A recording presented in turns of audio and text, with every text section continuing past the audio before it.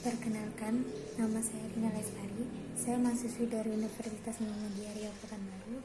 Pada video kali ini, saya akan menyampaikan beberapa materi tentang manajemen koperasi dan UMKM.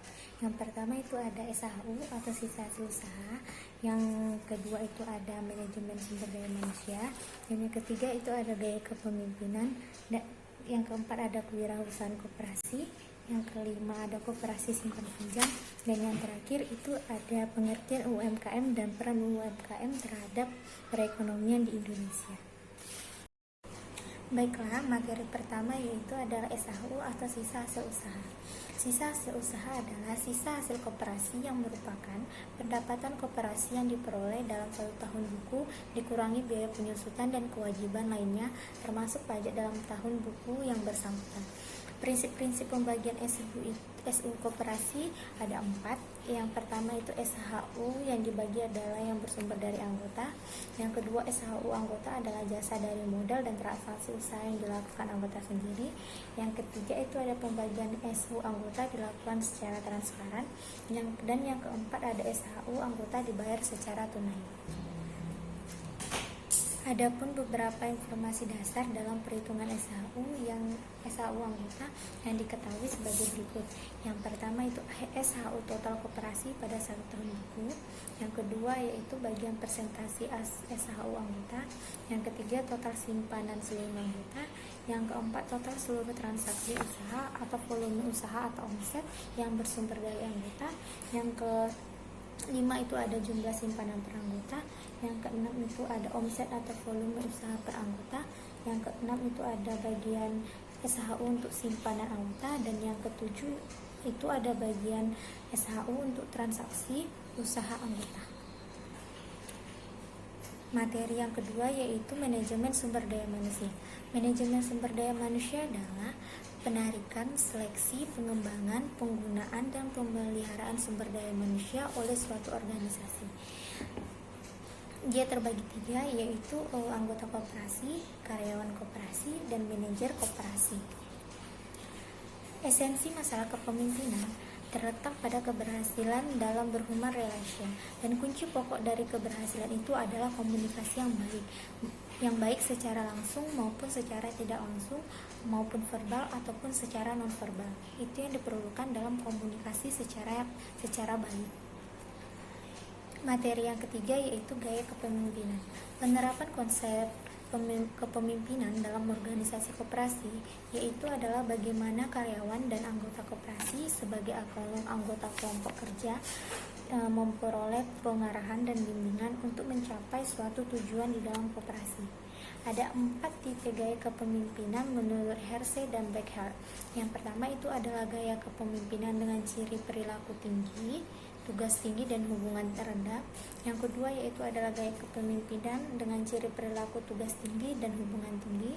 Yang ketiga yaitu gaya kepemimpinan dengan ciri perilaku tugas rendah dan hubungan tinggi. Dan yang keempat itu adalah gaya kepemimpinan dengan ciri perilaku tugas rendah dan hubungan rendah. Materi selanjutnya yaitu kewirausahaan koperasi. Kewirausahaan adalah suatu nilai yang diwujudkan dalam perilaku yang dijadikan dasar sumber daya, tenaga penggerak, tujuan, siasat, kiat, proses dan hasil bisnis. Adapun nilai-nilai kewirausahaan yang pertama itu adalah percaya diri. Percaya diri ini merupakan sikap dan keyakinan seseorang dalam melaksanakan tugas-tugasnya dengan baik. Yang kedua itu ada sikap berorientasi tinggi. Dan yang ketiga itu ada berani mengambil risiko. Yang keempat itu ada sikap kepemimpinan. Yang kelima itu ada berorientasi di masa depan. Dan yang keenam itu ada koordinasilan yang artinya kreatif dan inovatif. Materi selanjutnya yaitu adalah koperasi simpan pinjam. Koperasi simpan pinjam ini meliputi kegiatan penarikan, penghimpunan dana, dan penyaluran kembali dana tersebut dalam bentuk pinjaman. Penghimpunan dana adalah usaha untuk mengumpulkan dana dari berbagai sumber, baik dari anggota maupun dari pihak lain. Dana berbagai sumber tersebut dapat berupa utang atau kekayaan bersih. Syarat-syarat pinjaman ada 3, yaitu yang pertama, anggota dan calon anggota USP atau KSP bertempat tinggal di wilayah yang bersangkutan. Yang kedua, mempunyai usaha atau penghasilan.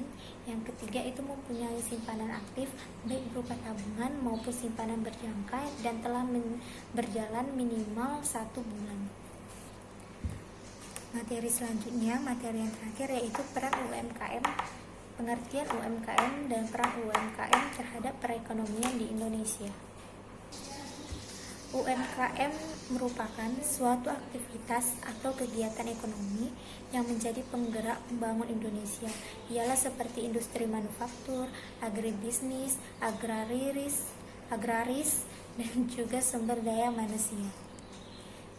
Ciri-ciri UMKM ada 5, yaitu tempat usahanya bisa berpindah-pindah. Yang kedua, jenis barang yang dijual bisa berubah-ubah sewaktu-waktu. Yang ketiga, administrasi keuangannya sederhana, terkadang keuangannya pribadi dan terkadang juga keuangan perusahaannya masih disatukan. Yang keempat, itu kebanyakan belum memiliki legalitas usaha. Dan yang kelima, yaitu belum ada sistem ketat dan sistematis yang mengatur masalah SDM di dalam badan usaha. Perbedaan usaha mikro, kecil, dan menengah yaitu: yang pertama ada usaha mikro. Usaha mikro yaitu usaha yang mempunyai kekayaan bersih di bawah 50 juta. Yang kedua itu ada usaha kecil. Usaha kecil yaitu usaha yang dikelola oleh perorangan, bukan dari badan usaha. Usaha kecil ini mempunyai kekayaan bersih di bawah 300 juta per tahun.